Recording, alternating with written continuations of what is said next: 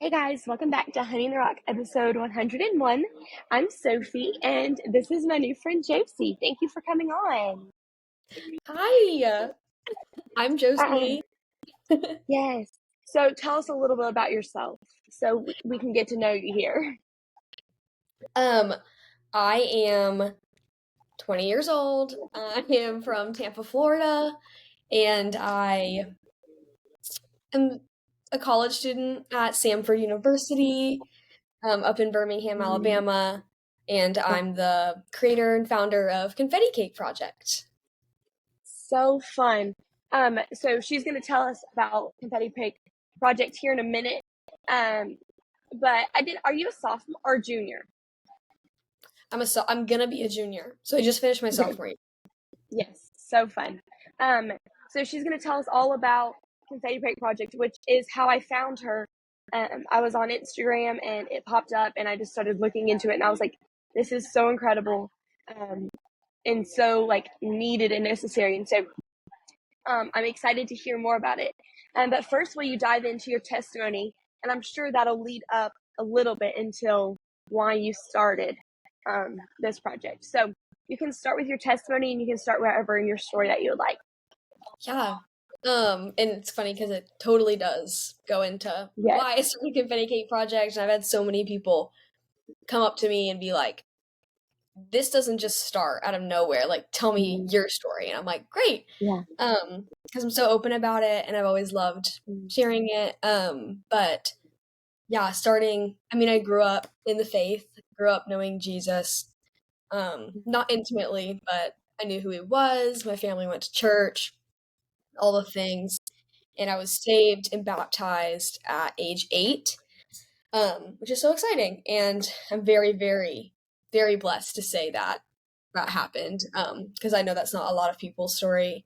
And I started developing a panic anxiety disorder when I was in 5th grade. So most people, when they start having anxiety, they're, in high school and something triggers it or whatnot. But I started having mm, panic attacks in 5th grade, and we didn't yeah. know why. Um, I went gluten and dairy free for a year, thinking that was why I was sick all the time. Um, Yeah. I got glasses because I had headaches all the time and all the Mm, things but no one thought to think, let's check her mental health. Let's just check her physical. mm, So we did all that. And it wasn't until like late 6th grade and we figured out, okay, yeah, this is anxiety, and this is separation anxiety yeah. from my parents and my house. So I didn't have sleepovers ever growing up. I didn't go to Mm, people's houses. School, I would throw up at school because I felt mm, sick away from home, all the things.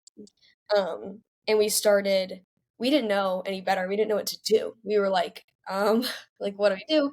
They put me in therapy, right. and I mean, wasn't great. The therapist we saw, she wasn't Christian. She just tried exposure therapy right away, and it wasn't good. Um, and we started trying to do different kinds of therapy, and just like nothing was really working. Yeah. And we were just so confused. And I remember my mom would pray with me at night and like fall asleep with me. And I always just thought, like, God, if God is so big and so powerful and loving, like, this must just be my thing to deal with. Like, he doesn't care about it. There's no way he Right. can. Like, it's anxiety. The Bible tells us not to worry. So if I'm worrying, it must be my problem. Like, I must Mm, just be so far yes. from him. Like, it must be me. So Yeah. just growing up in that, and got super involved in my youth group in middle school, Mm, and just fell in love with Jesus. mm, But I still had that lie in my head of like, anxiety is just who I'm going to be the rest of my life, mm, and yeah. it's my problem, and God has nothing to do with it. Like, he's just Right. put it on me, kind of. Yeah. And I rededicated my life to Christ, going into high school, because I was like, this is it. I'm going to go full in, full in. Yeah. And um, I decided to go to a Christian high school, which was like different and odd because Right. my older sister went to a public school and I went to public school my whole life. And I begged my parents, like, please let me go to a Christian school. Like, I think I need it. Like, I please, like, I just want to learn Yes. the Bible. And all the stars aligned, not stars, God. And Right. he allowed me to go to Christian school, and it genuinely grew my faith like no other. I remember like freshman year being able to go to the teachers and say like, hey, I'm so anxious, can you pray with me? And they're like, yeah. Like your teacher praying with you, like that's crazy. Yeah. It was so awesome. And I remember just all of that. I was growing my relationship with the Lord, seeking him every day. There's dozens and dozens of full prayer journals in my closet. Like, just I loved Jesus, and he was my best friend in the whole world. Yeah. But I still struggled with my anxiety. Like, I had Right. panic attacks all the time. I Right. still, like, when everybody had the group sleepover, I said I felt sick and went home. Like, I still was hiding everything, and, like, no one Right. knew.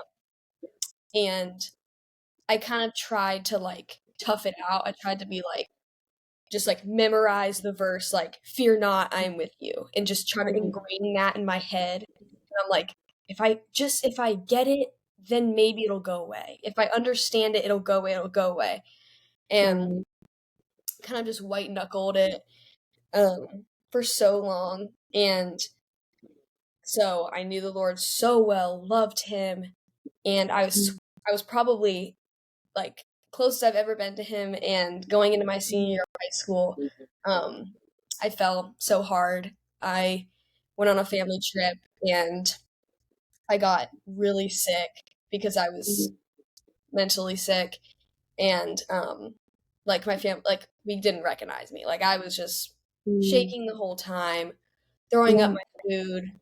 I couldn't like think properly. It was scary. Like we didn't know what was Yeah. going on. And it was physical. So like even my head would tell me like I'm safe and God is with me.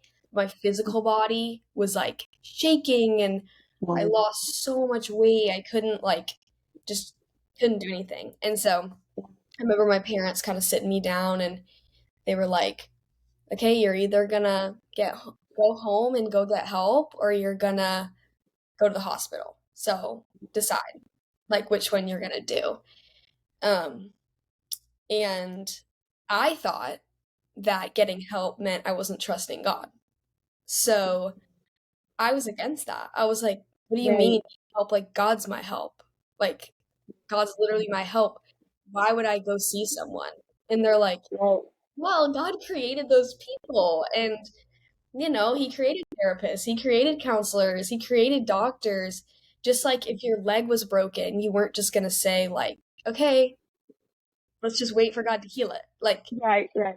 right? Like he can, 100%. He can snap his fingers and heal you on the spot. But Right. sometimes he goes about it a different way. And that's what he was doing with me. And I just wanted so badly for my story to be like this miraculous, like I get up Yeah. on stage and I say, I trusted God and he took away all of my panic attacks and anxiety.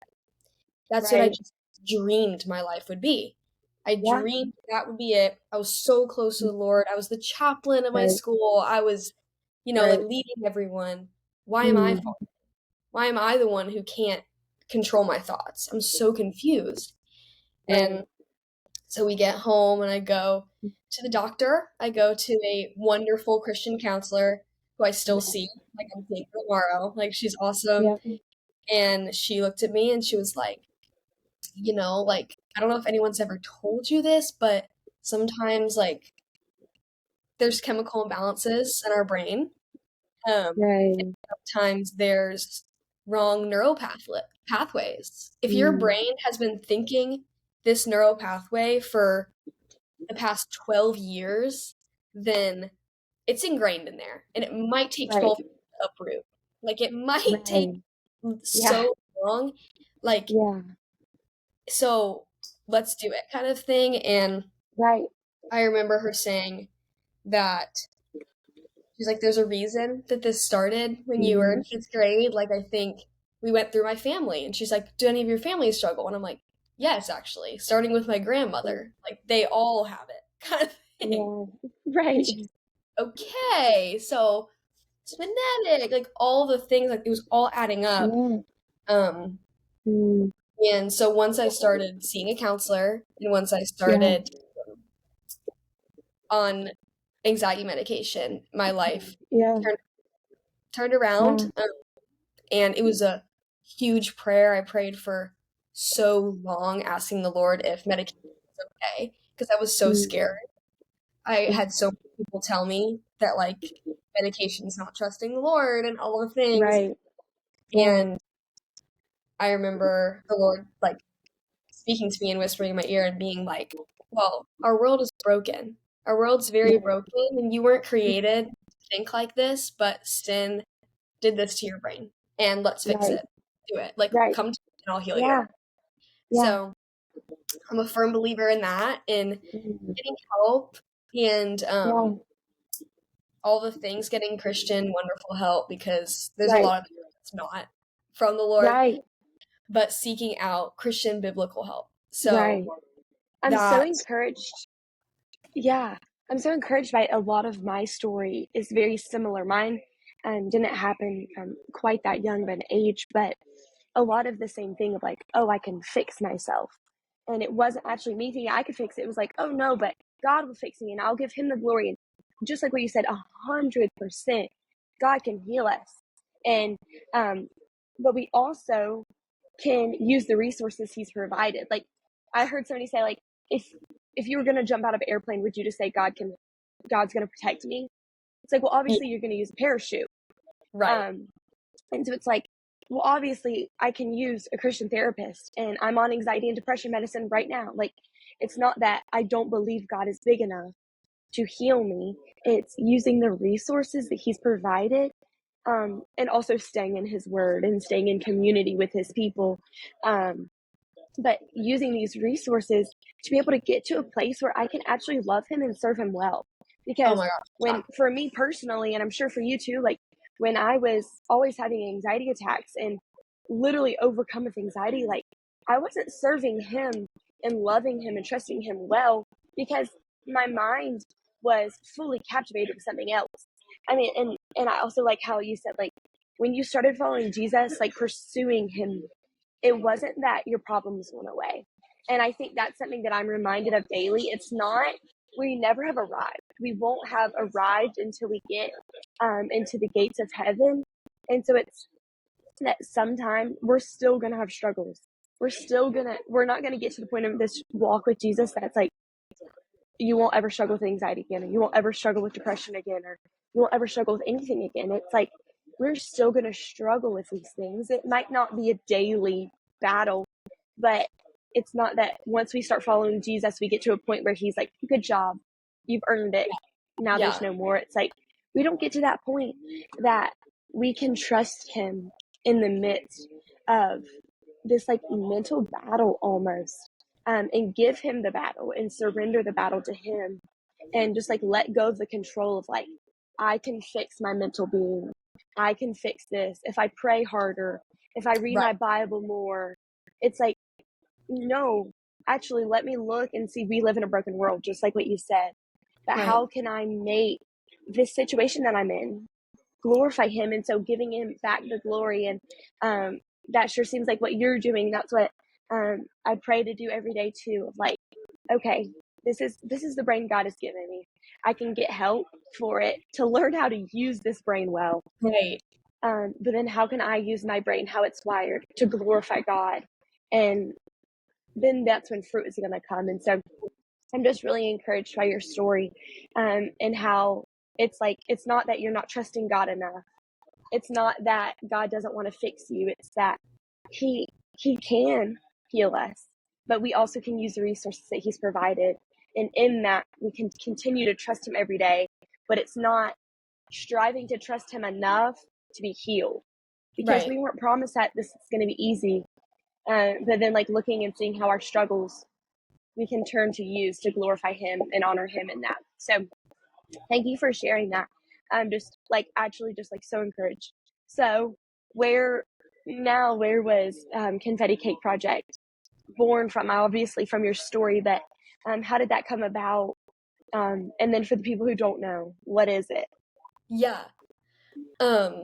One, first, just want to say, like, that is crazy that that's also part of your story, and just so beautiful that the Lord lined that up, because um you talk to some people and they don't get that. Like, they don't Yeah. understand. Like, they're just like, well, I prayed and mine went away. And I'm like, awesome, mine did. Right. Like, awesome, Right. like, different stories. That's Like, crazy. Yes.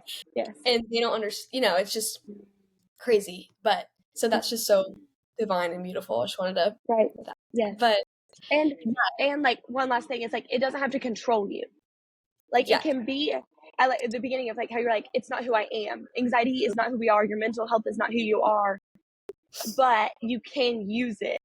We Hmm. can turn it for good. So it's like I like that too. Like it's not who you are. That's not who defines you. Jesus defines you. So. Yeah, 100%.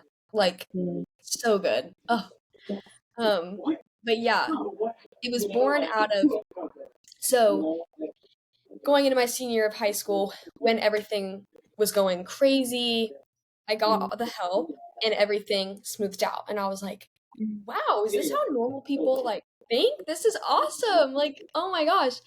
And I had a wonderful year and a half. It was really awesome. Um, and like a lot of people don't, I'm sure you get this because you're probably on the same thing as me. Like, it Yes. literally, it doesn't make all the anxiety and depression go away. It just brings you to ground zero. It brings you Yes. back. So like, yeah, Yes. I still like get worried about normal things, but the panic isn't there. Like the Right. deep sense of the Yeah. crazy fears are, Right. chilled out so I can actually think Right. about Well, it's almost like the point where it's like so captivating where you like cannot do anything else. Is that's what's like that's what I try to describe to you. You described it so perfectly. It's like I still think, I still worry if somebody's mad at me, but it's not to where I literally can't function. Like it puts me back to a level where I can like pray or think or have a conversation, So it. you Like, described yeah, that very well. totally. Yeah. Um, yeah, what was the thing? Oh, yeah. So I was great, went into college my first year, and then 2023. Yeah, we're in 2024. So 2023, around like summertime, I was doing really well. Like, I wasn't feeling, anxious. I was doing great. And the enemy got in my ear and was like, hey, if you're doing good, then you'll probably trust God more so you can get off your medicine. And I was like, great. Oh my gosh. And like, I thought it was God telling me, like, I mean, the enemy twists around his words. Like, I genuinely thought that it was God being like, okay, you're ready. But like, I didn't check that with him. Like, I didn't check it. I just was like, okay, I can get off of it. And I didn't ask a professional being who would have told me you're supposed to be on them for longer than that amount of time. Like, Right. I just don't know what was going on. So I was like, I'm done. I'm getting off them, whatever. And I did. And we went on another family trip and I fell harder than before. Like, crazy. I didn't think it was possible for the human mind to be that, like, just crazy. Like, I had no Right. idea it was possible. Like, I would look outside and just see no color. Like, I just was like, what's going on? Like, I don't understand. I was panicky all the time. It went from just anxiety to anxiety and deep depression because of the shame of like, I can't do this without this. So does this mean this is who I am? Like, just so many lies and thoughts. And um I remember searching, like, legitimately looking up on Instagram Christian mental health, and I couldn't find it. Like, I was like, where are these accounts? Like, I follow Christian accounts and I follow mental health accounts, but where are the ones where they're intertwined and there's a real person talking and being like, hey, I'm a Jesus follower and I struggle. Like, Right. I was like, where is that? I can't find it. So I felt so alone. I was like, oh my God, I must be the only Christian. I must be the only Christian struggling with this. Like, what's going on? And so that was all going on, and then called my doctor and basically and called my counselor, and she was like, girl, why'd you do that? Like, there's a reason. Like, remember when I told you that it's genetic and there's chemical imbalance and it's going to take many years to rewire, and even then it might not on earth. Like, you might have to wait till heaven. Like, she's like, remember when we went over that? And I'm like, yeah, okay. Yeah, my bad. Like, I wanted to fix it myself. Like, I wanted to be able to say I did it myself. So Right. all of that was in the worst place of my life probably for 6 months, the end of 2023, the last 6 months. But it was the most pressing time of my life when the Lord was like, taught me things. He had crazy conversations, people saying things like, when I told them, yeah, I went back on my medication, them being like, just not nice things, just very shameful, very horrible things that were said to me. And I was like, this can't. I'm like, the Christian community needs something. We need something. Like, there's such a dark hole in the church of mental health no one wants to talk about. Let's open it and let's bring light to it. So I just started thinking, and I was like, okay, like, let's do, at first, I was like, let's just do a club at my school at Samford. Like, because Christian school, let's do like a little, club where we meet every Wednesday morning, we pray, and we talk about, like, our fears, and we combat them with truth. Let's just do that. Right. And so I started praying, brainstorming, all the things, and I couldn't think of a name. Like, I literally was like, what do I call this? Like, I have no idea what to do. So I kept praying, and it wasn't until January. It was like 3 months of praying. I would just sit in my room with my Bible and journal and be like, tell me a name, God. Like, I don't know what's going on. Yeah. And late January, my friend Emmy sent me this poem by this awesome poet, Tanner Olson. He's wonderful. And it's in his poem book called Walk a Little Slower.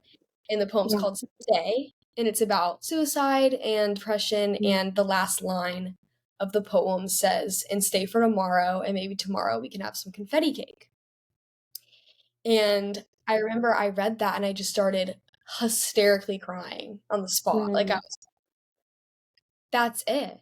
I was like, that's literally it, because that just explains it so well of people say stay. Like, stay.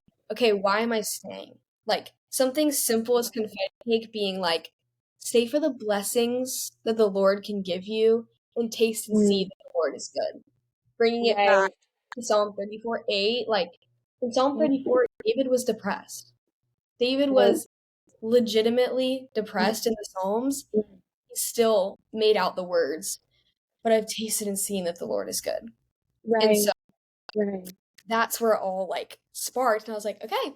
And so I made an Instagram, and I was like, let's just, like, see how this goes. The first bio is, like, mental health group in Birmingham. And then, like, 10,000 people followed it, and I was like, this can't be in Birmingham. I was like, this is actually worldwide. So God took my plan and changed it and made it an online platform, which is not my forte. So He is teaching me every day how to do it, but that's where it all started. I was like, I just want to make a page and make a community where people don't feel shame talking about mental health and Jesus at the same time. That's so good. Yeah. That is so good.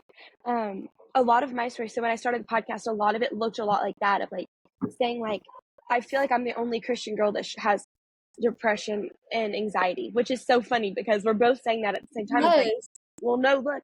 And so a lot of it was like, no, but I also need to talk about what's going on while it's going on. I don't want to be the 55-year-old woman who's saying, like, when I was a teenager, I struggled with anxiety, but I'm okay now. Like, it was like, no, Right. like, I can still talk about that God is good and let me taste and see that the Lord is good now, even while this is also happening. Like, it can be a both and. It doesn't have to be like, I follow Jesus or I struggle with this. It's like, I can Right. struggle with this and this is not who I am. God is bigger than anxiety. Jesus defeated death, so he sure can defeat anxiety. Mm-hmm. But while I'm still struggling with this, I can still trust in Jesus. And so a lot of the guilt that I had was like a lot of what you're saying. I didn't, oh, maybe I don't trust him enough. Like if I trusted God enough, then I wouldn't be anxious. Or if I am on anxiety medicine and I did the exact same thing as you, I thought I could get off of it. I got off of it. Didn't go well because it wasn't time for me to get off of it yet. And then I was like, oh, well, I'm dependent on anxiety medicine. I'm not dependent on who Jesus is. I Yeah. shouldn't be on medicine because the whole time I was on it, our big thing was like, I am not dependent on medicine. I am not depending on medicine. I am depending on Jesus and Jesus alone. And Satan tried to come in and being like, well, you're clearly depending on medicine and not God. And it was a lot of lies of the enemy because he knows we're weak in the brain. And he knows we take everything he tells us. Right. And just like going back in exactly what you said, you're starting it off by like, okay, here's the lie, here's fears, what's the truth? And so we Right. started having to do that. I remember one day I was like spiraling about something, and my mom said, okay, what is true though? And so it's just like sometimes slowing down and saying, okay, what is true? And it's like not believing the lies of the enemy saying, you don't trust God enough, or you're dependent on this. So clearly you're not depending on Jesus. It's like, no, I'm depending on Jesus. And Jesus is providing this other thing that is making me be able to survive in this broken world right now. Right. And so I love that it wasn't like once you got fixed or healed, quote unquote, you started it. You started something in the midst of the brokenness. And also, I think so often we're like, okay, well, then who's going to do it? It's like we hear about lost people. It's like, well, somebody better go share with them. It's like, no, you go. Or just like you said, like, I am like, oh, I can't find somebody to encourage me and being a struggling with mental health and being a Christian. Well, who's going to start it? I'm going to wait around and see who's going to start it. It's like, no, you start it. That's how it was for me. It was like, I need to hear somebody talk about being a Christian as a teenage girl who actually struggles with things. Who's going to do it? Oh, well, I guess I'm going to do it. Like, and so it's sometimes it's not being like, who's going to do it? Sometimes it's being like obedient. And maybe you don't hear a call, but it's being like, I know this is going to honor the Lord and I'm going to trust him in that. And I'm going to die to myself daily. I'm going to pick up the cross and try to follow him. And I'm going to fall short. And when I fall short, I'm going to ask for forgiveness. But I'm going to say yes. And when Yeah. the doors are opening, you keep saying yes. And so it's not about getting cleaned up to go to Jesus. It's about going to Jesus broken. And Yeah. sometimes you have to be the one to do it. Sometimes it's not waiting around for somebody else to. Sometimes it's putting your big girl panties on and Yeah. being like, okay, I can't do it, but God can do it. And I'll be a vessel. And so I love that that's a part of your story. And that's just so encouraging. And I also love that it wasn't that long ago. It Yeah. wasn't years and years ago. It was, you were struggling, 8 months ago. Oh yeah. And so I think that's really encouraging for the listeners to not feel like it's something that's so far away. And sure, we might not be healed from all of this going on here on earth, but the hope we have of heaven, of like, well, what's the point if we don't have heaven? And what's the point of going every day struggling with this mental battle, which Right. sometimes feels like I'm in war? But it's like, well, the war is already won. Jesus already won the war. And so when we fight these battles, maybe they're battles in your mind or here on earth, when we fight these battles, we already know who won the war. And so we get to Mm. hold on to that hope of like, we have the hope of heaven. So Right. whatever happens here, it'll be all right. Yeah. Yeah. So to the listener, please go and follow her. It is genuinely so encouraging. And so it's just like, not about we're fixed, but it's just like being reminded of these constant reminders that you're posting. So thank you for doing the work. Thank you for being bold enough to be willing to not wait around for somebody else to do it but to step in faith and be the one to do it. I'm just so encouraged by that. So thank you for doing that and doing the good work. That's so kind. It's so fun. It's literally so fun. I love it because it's like my passion. I'm like, wait, I get to think about this every day. I used to like do highlight posts on my main Instagram every once in a while, and I'm like, I get to do this every day. It's so fun. Yes. Yeah. It's so sweet, and how the Lord like does that. Like, sometimes we get to do for like His good, but He blesses that and helps us have fun or learn or meet people, or like He blesses things. And so that's so encouraging. Well, is there any last minute things that you wanted to share, or is that all? Something I was thinking about while you're talking, actually, was just like reminding people that every single story is different.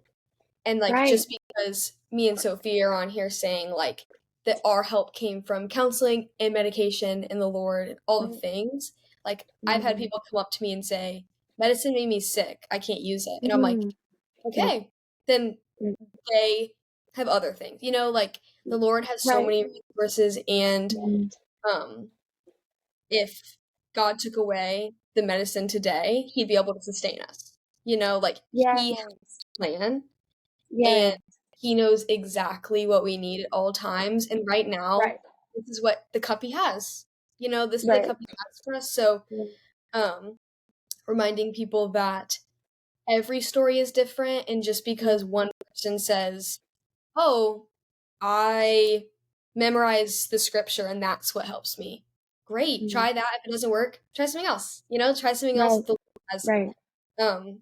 And because I think a lot of us, I mean, me, I get stuck in someone literally last week, a form of therapy that they did, and I started spiraling. It's like, oh no, am I supposed to do that? Is that what I should have done?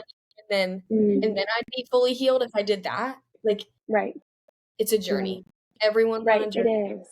Holding the Lord's hand because He's your good shepherd and He will take care of you. So just staying calm in that and resting in the fact that if you're locking eyes with Christ and holding the hand of the good shepherd, He's leading you, and you don't need to look back or side to side what other people are doing. Look up and He will tell you. That's so good. And just that reminder, like, He's the one who sustains us. If medicine is taken away tomorrow, He still sustains us. If therapy taken away tomorrow, He still sustains us. And that is a good reminder. Like, if you're not on medicine or you feel like that's not something you need to do, then you can be, it's still okay, because medicine is not what heals us. It's our good shepherd. And so to rest in that, that's so good. Thank you for reminding, because that is such a good reminder. Well, thank you guys for listening. I hope this was encouraging. Like, there's other Christians out here struggling with mental health, and we get to rest in our shepherd, in Jesus alone, for the strength every day. It's not that our problems will just be taken away when you start following Jesus. It's not if you trust Him a little harder, but it's just trusting Him to sustain you every day. So thank you for listening, and thank you for coming on and sharing your story. This was such a blessing to me, and I know to the listeners. So thank you, and thank you guys for listening, and I'll see you next week. Bye, guys.